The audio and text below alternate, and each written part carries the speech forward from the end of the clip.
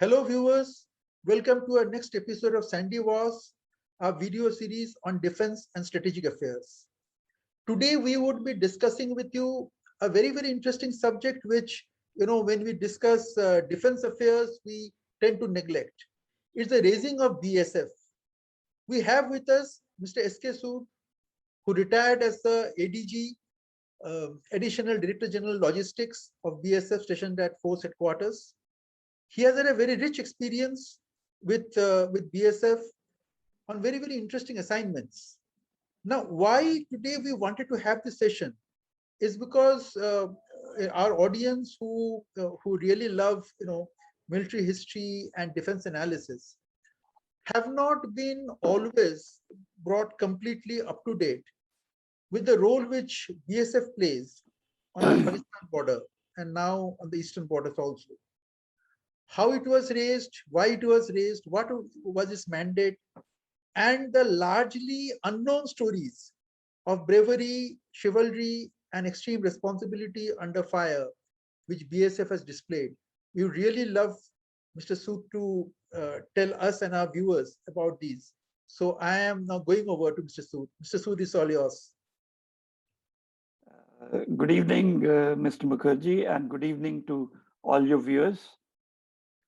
You see, BSF was raised on 1st December 1965 after the government had realized, after the Kutch incursion by Pakistan in April 1965, that the state armed police forces, which were thus far policing the international borders with Pakistan, were not up to the task of facing even the minor skirmishes. They were neither equipped nor trained to take on the enemy onslaught, even at a very small scale. This, followed by the experience of 1965 war, the security establishment of the country thought it fit to raise a specialized force under the control of central government. So as of day before yesterday, this 1st December 2021, so BSF is 56-year-old. It is now 56 years old. We were celebrating our 57th raising day on 1st of December. Great, sir.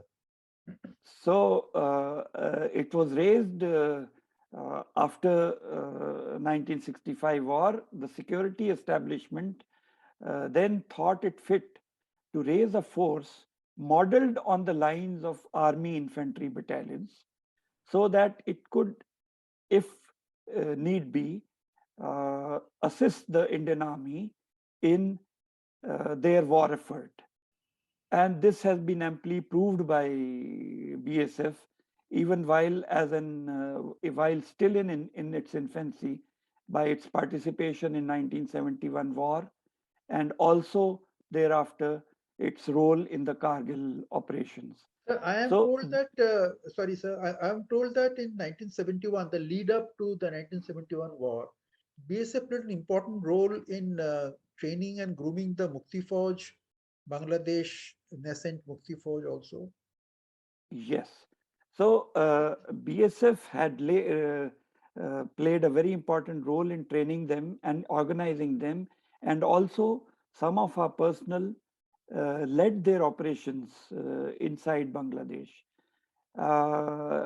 It's a very little known fact that BSF personnel have won 1 Mahavir Chakra and 11 Veer Chakras in 1971 war, besides several other gallantry medals mentioned in dispatches. One Mahavir Chakra and 11 Veer Chakras. And 11 Veer Chakras. That's a lot, both on sir. the east. Beg your pardon? That's a lot. I mean, in terms of gallantry medals in one war. Yeah. So, and one has to consider also the fact that we were only about 50 odd battalions at that point of time, and we were only 6 years old. So, on which front was the Mahavir Chakra won, sir? Mahavir Chakra was won on the Western Front in Punjab. Raja Mohatam BOP was where one officer, Mr. Wadhwa, won the Mahavir Chakra. What was the action all about, sir? Which gave him this, the... you see, this BOP was captured by the Pakistanis and Indian forces launched the operation to recapture it. After the recapture, the officer, while defending the post, again the Pakistanis tried to launch an attack to capture it again. During the second attack by the Pakistanis, he lost his life to enemy bullet. So this is where he got Mahavir Chakra. Which salient in Punjab? Which part of Punjab, sir? This was Raja Mohotam BOP in Firozpur sector. Okay. Firozpur sector. Firozpur was a very, very active, IB during 71. And we were a Yes, little that vulnerable was, there.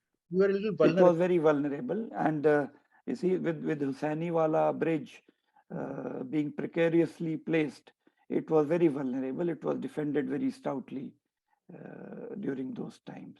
I think Pakistan Army had certain very grand plans about Firozpur. Yes, they had grand plans. They wanted to sort of cross Hussainiwala and capture Firozpur town, and perhaps they had plans. They thought that they'll be able to move forward from there onwards. But then Indian Army, assisted by the BSF, put paid to their plans. So we had a martyr over there. Someone was killed in action. Yes. Okay. So and you had asked me about Mukti Vahini. Sir. So right from the very beginning, BSF uh, collected their people and trained them into a organized in an organized manner to fight sort of insurgency war against the Pakistani occupation army.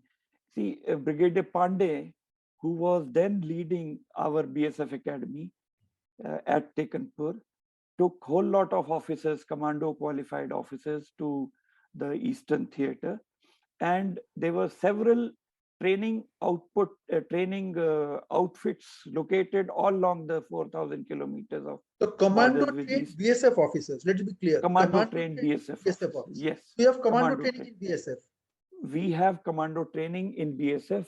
For officers, this training is done at the BSF Academy at Gwalior, Tekanpur, Gwalior. For the subordinate officers and other ranks, it is the training is now done at our training center and school at Hazaribagh. Okay. I believe you were once the commandant of that school, sir, Hazaribagh Training School. I was commandant of Hazaribagh Training School in 2010-11. Wherein I have trained these commandos, and also many other training activities were going on there, including specialized training and recruits training and preparatory training for officers. So that was there. I was there. Those officers were then taken to help out with Mukti Fauj training. Yes. Also. So they were deployed all along the borders with Pakistan, and about located at about 30 places where the Mukti Vahini people were trained. They were given elementary training of weapons handling, some training about the battlecraft, and of course their operational planning and leadership was done by the border security force officers.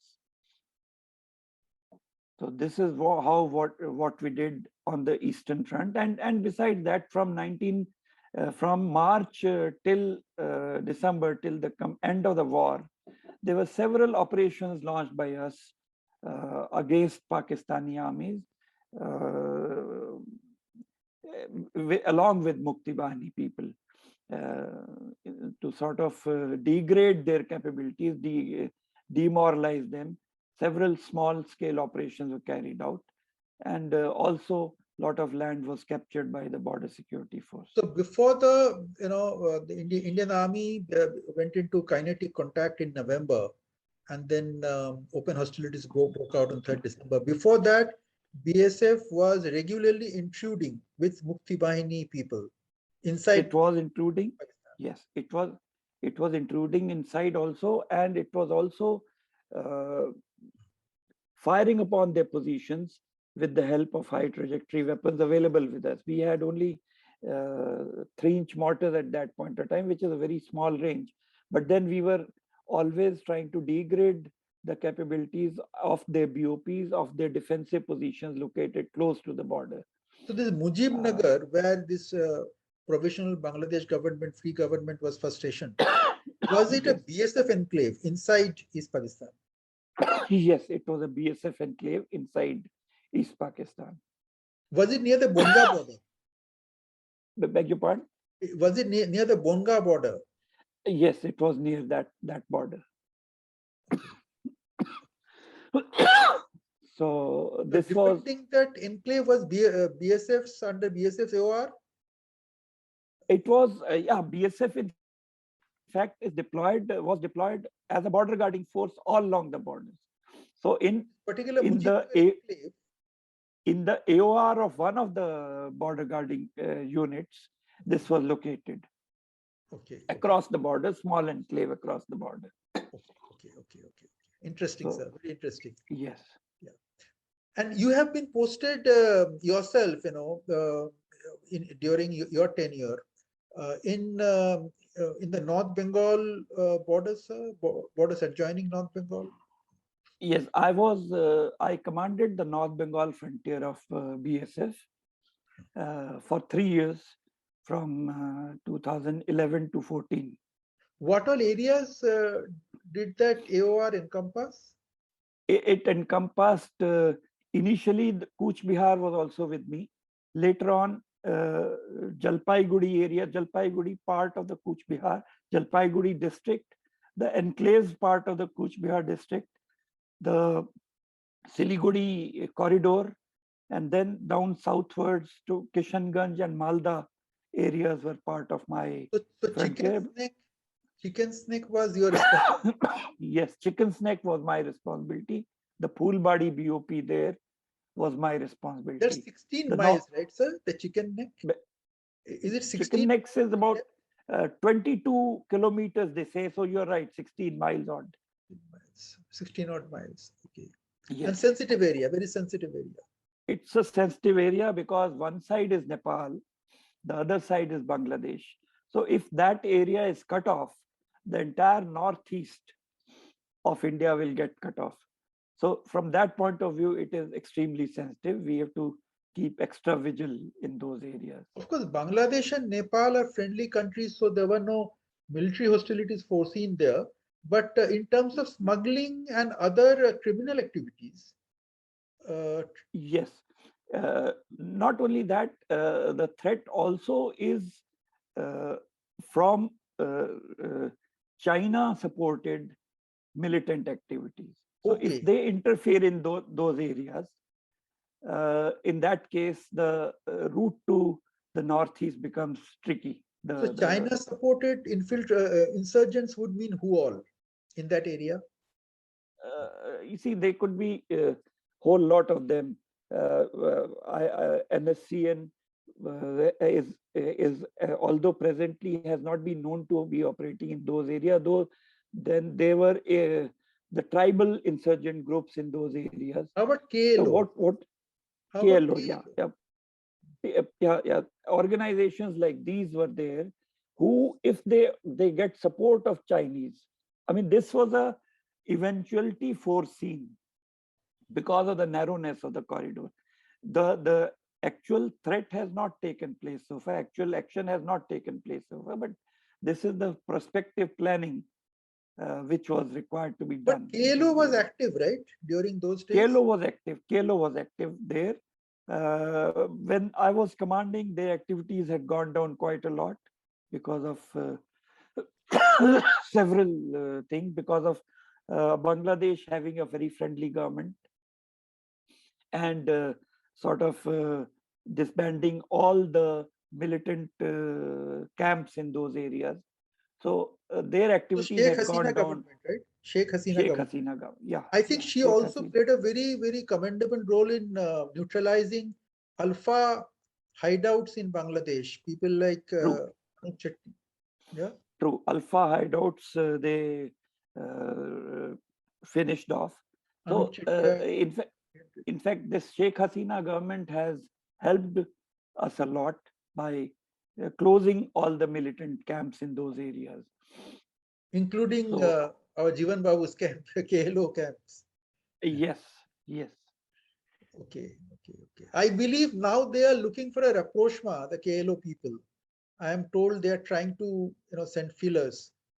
All right. I have not been recently in touch with the developments out there.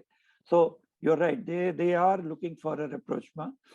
Uh, and another thing is that Naxalbari, from where the Naxalism started, it is located close to that, rather within that corridor. So those are also Chinese supported insurgents. So that is another sensitive point to be noted. That is why also the corridor needs more So, was there any security. infiltration through Nepal of Maoist elements, China-backed Uh, Maoist elements or weapons? Not to my knowledge. And in fact, SSB is guarding those areas. So during the 3 years that I was there, I have not heard of any infiltration of Maoist people from those areas. There were a couple of banned, those were captured, those people were captured from those areas. Like Simi? Uh, yeah, Simi organization, those were captured from there. One odd person was captured during that period from that area. Any Um, JMB, any JMB militants from Bangladesh who tried to seek refuge in India, hiding from Bangladesh? uh, Not during that time, not during that time. None of them But Bangladeshi tried to. infiltration has always been a politically very sensitive issue in that area. Yes. So Economic infiltration. yeah, so the point is that this 4,000 kilometers of the borders with Bangladesh has not, we have not been able to fence it completely because of several reasons. The 1/4 of the border is riverine, so it cannot be fenced. Number two, at many places there are problems, not only in West Bengal, at other places also there are problems of land acquisition. You see, the Bangladesh population density, so not Bangladesh, the West Bengal population density is much higher than, almost double that of rest of the country. So it is extremely difficult to find land, and the land is very precious for the local people. So they find it very difficult to give their land for these purposes. So that is another reason For that which fencing purpose, sir? For which purpose? For fencing for the purpose. purpose of fencing as well as for establishing our BOPs. Sir, I've heard So from yes, Bangladeshi people I have interacted with, very friendly people. They yes, say some, in places like Jessore, for example, the other day someone was telling me, that a hmm, kitchen is in Indian territory, the bedroom is in Bangladeshi territory, there is a true, plowed field on which the house is built, and very huh, difficult to demarcate where one ends and the other begins. true. If you must have heard of Hilly Town So in Malda. I think it is in Malda or North Dinajpur. it's This opposite Boguda, other side uh, Bangladeshi Boguda, near yes, Farakka, you know. yes. So there, if you move about 3 kilometers to the north, you will find a village. Half of it is on the Bangladesh side, half on Indian side, with a narrow, say about 10 feet wide graveled track separating the two villages. The mosque is in Bangladesh. Its door opens towards Indian side. So both the residents of both Bangladesh and India, they go and pray there. So there are many such Even places Hilly all Station, I along. think railway station. The siding is on Hilly one is a side. railway station. Hilly railway station is along the border, about 50 meters from the borders. We have built a wall there, but that wall still doesn't prove very useful, because the houses which are located there, their doors open towards the wall. And if they to throw something, the fancy dill bottles there, they come now come in plastic bottles. So they throw the bottles across the wall and Bangladeshi people collect it. So it is very difficult to sort of keep an eye, keep a constant eye. When we patrol there, we do keep an eye, but constant eye, keeping a constant eye over them is extremely So there difficult. is a very sensitive issue, if you would allow me to bring up. It's Yes, controversial, but let's face facts. There's been a lot of allegation yes, about corruption amongst personnel, like in all forces, yes, who enable smuggling and infiltration for a consideration. yes. So, valid point. Uh, I can not say with authority that 100% of the troops and officers are clean. I will not be able to say that with complete authority. But I can say this with authority that 95% of our force personnel are clean. It is the 5% who sort of bring bad name to the organization. Some people are involved. Many of them have been caught and proceeded against, punished. Very strong measures have been taken against them. People have been dismissed. People are spending time in jail, and so I agree. This malice is there, but the percentage of people involved is very limited. Stray cases happen. It is only when the organized smuggling starts taking place, when supposing a battalion commander gets involved, in that case it becomes problematic. One or stray incident can always occur. So, during your tenure in North Bengal, did you have occasion to take any disciplinary steps? Yes, I did. I did against a couple of people. Uh, I came to know of one post personal being involved in a getting cattle across the border. So I proceeded against the entire platoon, divided them, segregated them, and took disciplinary action against them. Uh, yeah. So and also sorted out the commandant for supervisory lapses. I So hear this there are happens. incidents of violence and misunderstanding with local villagers for a variety of reasons. The violence there mainly is confined to uh, action against the cattle smugglers.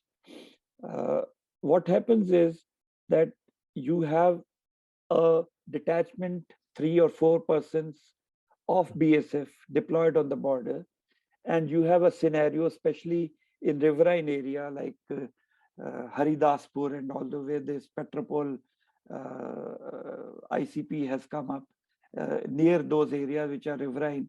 You have a scenario where 3 4 person of BSF are deployed, and you have thousands of kettles being pushed by hundreds of border criminals, sort of going towards them with and these people are armed with sharp-edged weapons, the barchas and daws and whatnot. And so it become in that situation when these 4 people are cornered, they in private defense they open fire and casualties occur. So this happens. uh, some other cases of violence have also taken place when our troops so far we had the authority to go about up to about 15 kilometers to the depth. So our troops, whenever they found they had intelligence and they went in for an operation in depth area up to those limits, the local criminals attacked our people. These have been long ago. Those incidents have occurred, and people have been lynched. So And in this new controversy about 50 kilometers area of operation for BSF now. Do you think it's a good Yes. idea, or will it lead to more trouble? You see, as an enabling provision, I have no quarrel with it. But I don't find any practical utility for the thing because, firstly, even up to 15 kilometers, we were not able to operate because of limitation of resources, limitation of manpower, limitation of knowledge of the depth area, and limitation of lack of intelligence. We were not able to operate. And 50 kilometers becomes a very huge area. So practical utility is not there. And then the very rationale is somehow not very convincing. The rationale given is that it will enhance security. I would rather equip BSF with better technology, and I will rather task my intelligence branch to be more focused towards obtaining intelligence about the border criminals rather than go in depth which where police as it is functioning. So Is this sir more of a political flavor, politically flavored move than tactically useful move? see, in my opinion, when 15 kilometers limit was prescribed in 1969 via the notification in 1969, there was a rationale behind it. Uh, why did they prescribe 50 kilometers for Rajasthan and 80 kilometers for Gujarat at that point of time? Is because those were remote areas. There was hardly any police presence. And BSF was the only visible face of the government authority or the law enforcing agency which could operate in those areas. So there the area was more. In Punjab, Assam, Bengal, the population density was much higher. The police presence was much higher. And since police presence was much higher, their effectiveness was much more. So the limit was kept lower at 15 kilometers. 50 years since 1969, or rather 52 years since 1969, the population density has further gone up. The police presence, like other forces, have proliferated. The police also has proliferated. Their strength has gone up. Their capabilities have gone up. There is more deployment of SIB, intelligence branches, local CID, police ka intelligence. So rather than increasing the area, perhaps there was a case for decreasing the area so that police could function more. I would like to, sir, bring something to the notice of our viewers.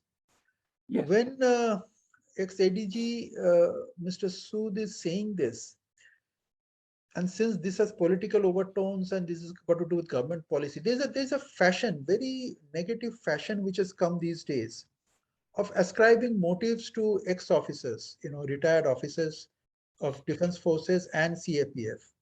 No, so they have said something which is not in line with the government, etc. Let me sensitize our viewers by saying that Mr. Sood was not only commanding BSF entire AORs in North Bengal, but also he has done his stint, de rigueur, which people really want these days as a test of patriotism. He has done his stint on the LOC. He has done his stint against Pakistan borders, IB, and in LOC, in Kashmir, in very, very disturbed areas near Baramulla, etc., which are active LOC. He has seen casualties of colleagues.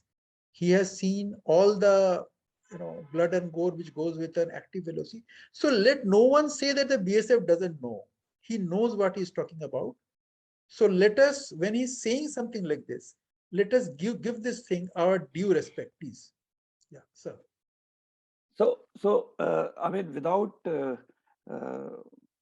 referring to any political motives, my point is that, in fact, there was a case for reduction of the area instead of enhancing the area. And going by the same logic, the UP and Bihar borders, which are open borders, we have agreements with Bhutan and Nepal. Bhutan is along Assam, wherein we give them the same status as that of an Indian national. There is a free movement regime, and Pakistan has been known to have exploited, especially the Nepal border, for their activities against the interests of India, for uh, sort of helping the militants and insurgents all over the country. So perhaps there was a better case, if that be the logic, perhaps there was a better case for empowering the the Seema Suraksha Bal, Sashastra Suraksha Bal, SSB. SSB, which is deployed Sashastra along Seema Bal. Sashastra Seema Bal. Shasastra Seema, which is deployed along Nepal and Bhutan to enhance their area, going by the same logic. But then that is not the case. Preference should have been given to strengthen the capabilities of the BSF at the border to detect uh, such things at the borders. And also at the same time, preference should have been given to ensuring that there is better coordination between the border security force and the local state police, rather than making a concurrent jurisdiction for both of them, and which is likely to cause confusion and at times to very tragic results.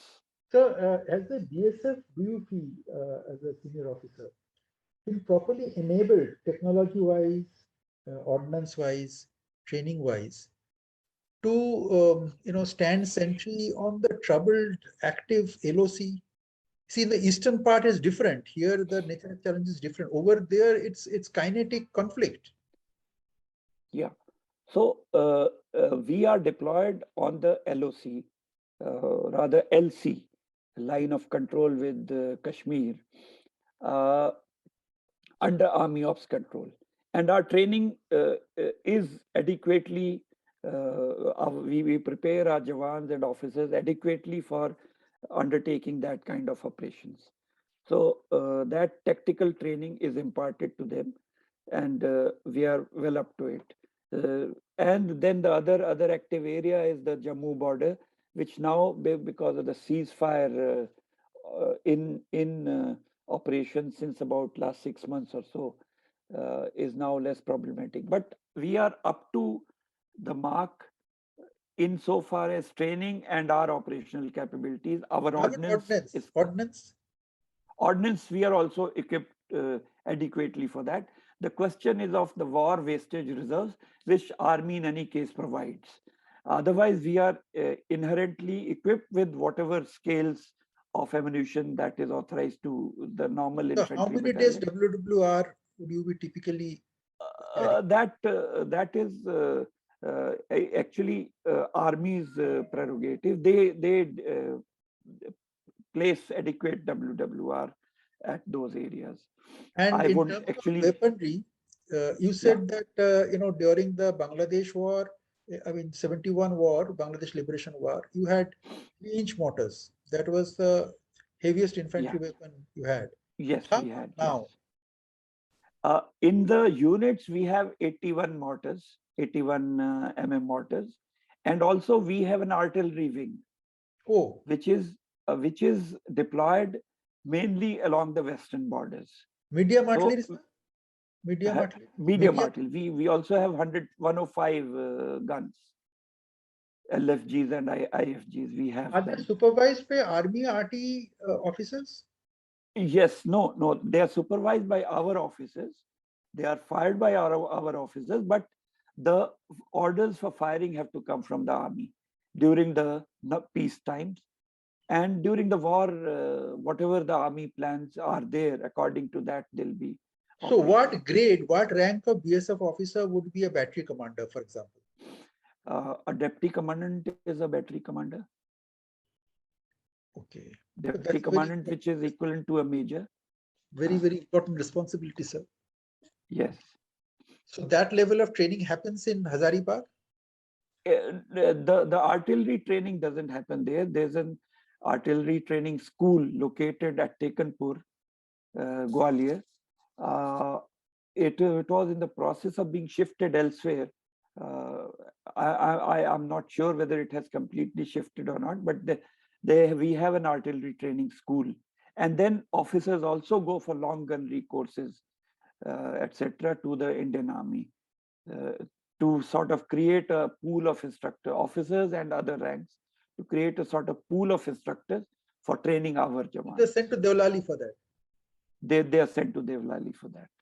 So tell me something in the western borders or rather the LC, when there are Yes, casualties, which the Indian population has sadly watched for decades, yes. SF casualties. What happens to the families? How are they taken care of? The BSF families, Uh, the families of BSF personnel. yes, You sir. see, number one, there is we have a laid down procedure of compensations. The families are given lifelong pension of the equivalent to the amount that person died in. I mean, in whatever rank or whatever pay scale he died in while in operation, he's given that kind of pension, in spite of the fact that after 2004, the BSF personnel are not entitled to pension. So these casualties, if they occur, the families get that lifelong pension, and So then after they 2004, you are not entitled to pension. we are not entitled to So pension. what is the superannuation benefit? People who are recruited after 2004, 1st January 2004, they are not entitled to pension. So what They kind are of entitled to superannuation new benefit they get? they are entitled to new pension scheme in which they contribute to a fund, and equivalent fund is contributed by the government of India, and then it is that fund accumulates, and that part of that fund is remitted to the individual at the time of his retirement, and part of it is the pension fund which he keeps getting throughout his life. So it's almost like the civil laws, Yes, yes, on yes. family Yeah, pension. in fact, this is a major grievance of our personnel, that that the last pay commission had equated us with civil So I find it a services. little So, surprising and little, I don't know how to really describe it because people who are doing sentinel duty on an active LC, yes. if they don't know that I'll be provided for Huh. after retirement adequately, So how, how that's a major grievance of our service, of our, not only BSF, in other security forces. BSF, CRP, SSB, all are categorized as civil forces. all the CAPFs? All the CAPFs. Okay. How about equivalence in terms of equivalence with, let's say, with civil services cadre? So you as an ADG would be equivalent to what? I'll be equivalent to the additional secretary as an ADG. But then I have taken a lot of time. I took over 37 years to reach that level, whereas an additional secretary reaches this level much earlier. The IG of in BSF will take anything like, say, 34 years. I took 33 years to reach the level of IG, whereas in civil and even in IPS, the IGs, they become IGs at the level of, I mean, after about 18 years of service. So how So are that you, why are you discriminated vis-a-vis even the IPS? What's the logic? IPS has different set of rules. We have our own seniority promotion rules, which have certain residency periods prescribed for each rank. So unless you fulfill that, you will not be promoted to the next rank. These are the grievances, and which are there in the courts. Similarly, the equivalence of pay in terms of non-functional upgradation of pay, if you've heard of that. Yeah, yeah. So, which probably Army also is fighting on that. I think NFU is a sore point with the defense forces also. Yes, it is. It is with them also. It is with us also. The courts have ruled in our favor, but they have uh, circumvented that order by curtailing the benefits. They've not given the full benefits as entitled to an organized service. So you are saying for a youngster now, a Yes. paramilitary career is not a very lucrative one. You see, it's a government service, so that way it has its charm. It has security, job security, but compared to civil services, yes, I agree. It may not be very You don't have civil physical service full. security. Don't have physical security. You are subject to mortar stonking and artillery barrages and Yes, machine that gun. way. I mean, physical You have physical machine gun. security, you know, but मैं कह रहा हूँ job security. One has that kind of job security, but promotional avenues, pay parity, those are the problems which. तो मैं ये कह रहा था कि इसमें जो रिस्क आप रन करते हो, आपके जो हाँ, जवान है वो फॉरवर्ड एरियाज में वही रिस्क रन करता है जो पीस टाइम में आर्मी के जवान, जो जो एक्सपोजर उनका है वही रिस्क इनका भी है ना? हमारा हमारा रिस्क आर्मी के पीस टाइम से रिस्क से ज्यादा है, because we are always deployed on the borders, and there will be there can be any incident. Even a border criminal on the eastern borders might cause a casualty on तो our troops. पहला छाती On the गोली खाने के लिए आपका हाजिर होता है वहां पे? हाँ, पहला हमारा है. On the LC, we are co-deployed with the army. So whatever his risk is there, the same risk our troops have तो मैं ये on the कंपेयर LC. कर रहा था विद सिविल सर्विसेज और like you said IPS, they become an IG in 18 years. So Yes. in terms of the the risk perception, in terms of hazards, in terms of the terrain where you serve, and of course all the other hazards which go with it, being away from family, etc. Shouldn't this job be made more lucrative? It should be made more lucrative. Uh, Government has taken certain measures like remote RHA, remote hardship allowance, risk hardship allowance, etc., which they're giving.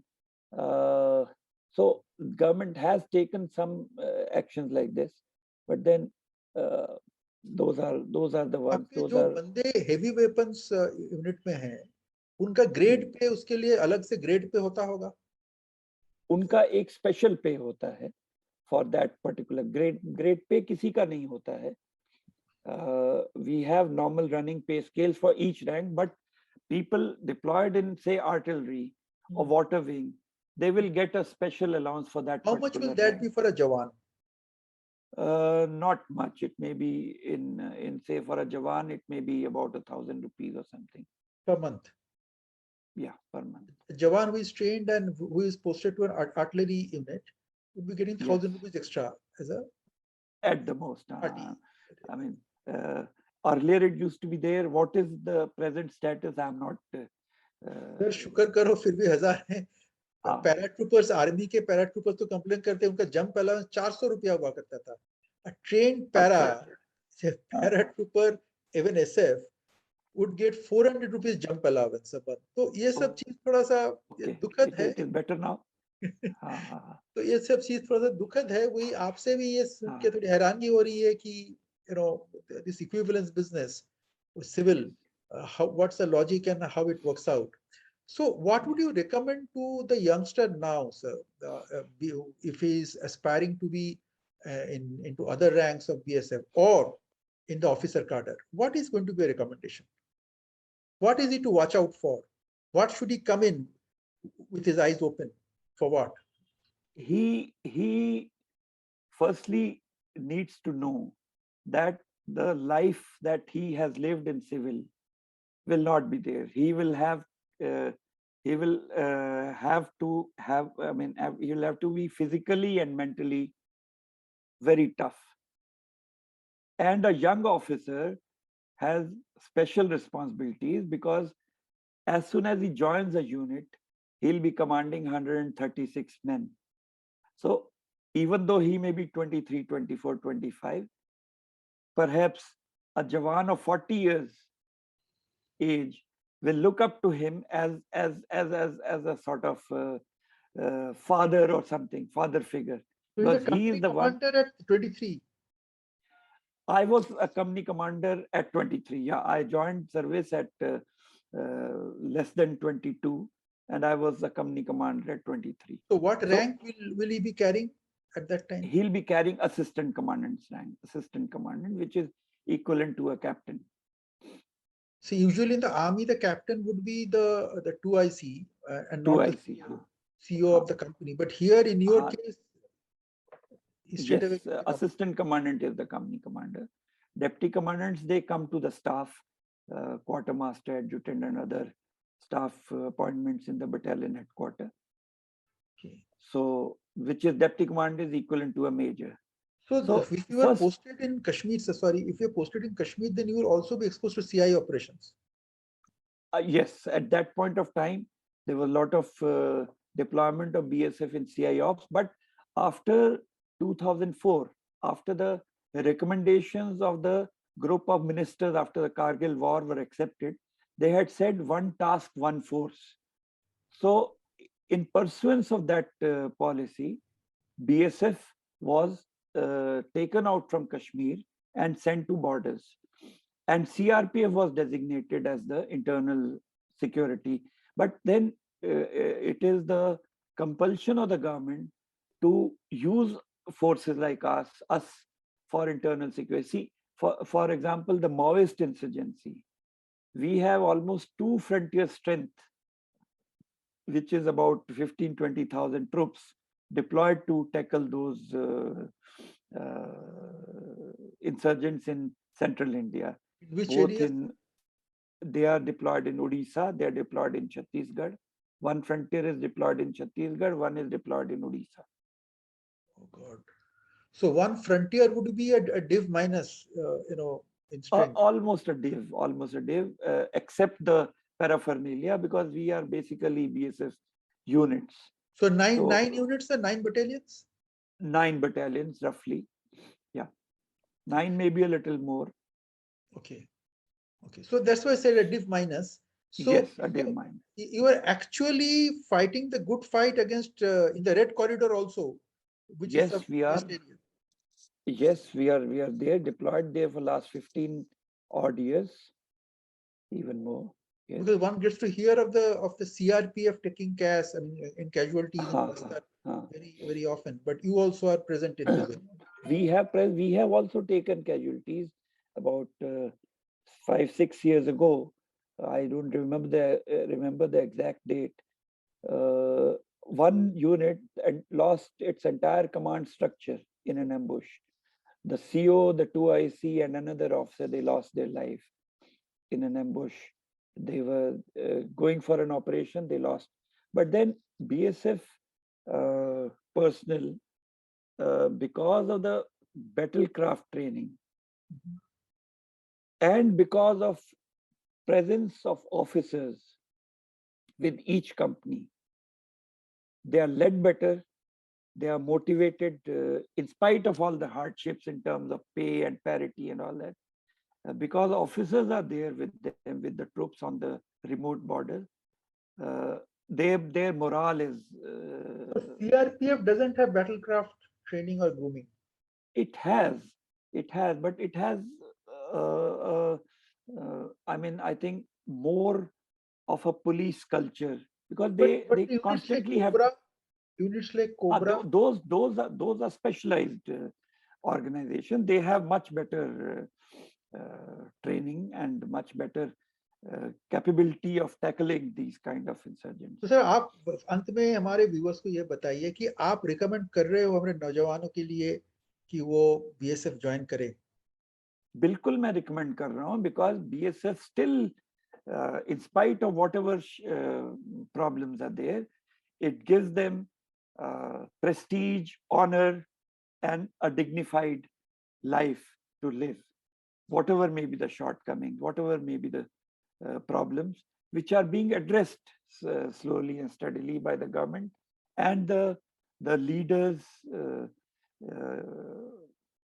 If not the policy making leaders, the other leaders are taking actions to sort of redress those grievances. So I certainly would recommend to people to join the border security thank you forces. Sir. तो It's a great force. कम से It's come a उनके great घर force. वाले घर वाले बोल तो पाएंगे कि हमारा बेटा या हमारा शौहर बॉर्डर पे खड़ा है। Yes, yes. It's a great force. It gives a great life. And yes, of course, the uniform has its own prestige amongst the civilians as well as the person wearing it. Thanks a lot, sir, for sparing your time. I know we do shows on defense forces, on military strategy, on military analysis, but this is one part which has somehow got neglected, and as a result, we find very little awareness in our viewing public on what exactly the BSF does, the kind of trials and tribulations they face, the sacrifices they make, and what do they have to show for it at the end of the day. Thanks a lot, sir. I'd like to really thank you on behalf of Sandivas and our viewers. Thank you so much for choosing this particular topic. As I said, and as you have also said, that very few people are aware of what BSF does and what have been its achievements in the defense of the country as well as in maintaining internal security. The last 56 years, BSF has come Yes, of age. yes, it has come of age in last 56 years. Thank you, sir. And Thank you again. thank you so much. All the best to you and all the best to your viewers. Our privilege, sir. Our privilege. Thank you.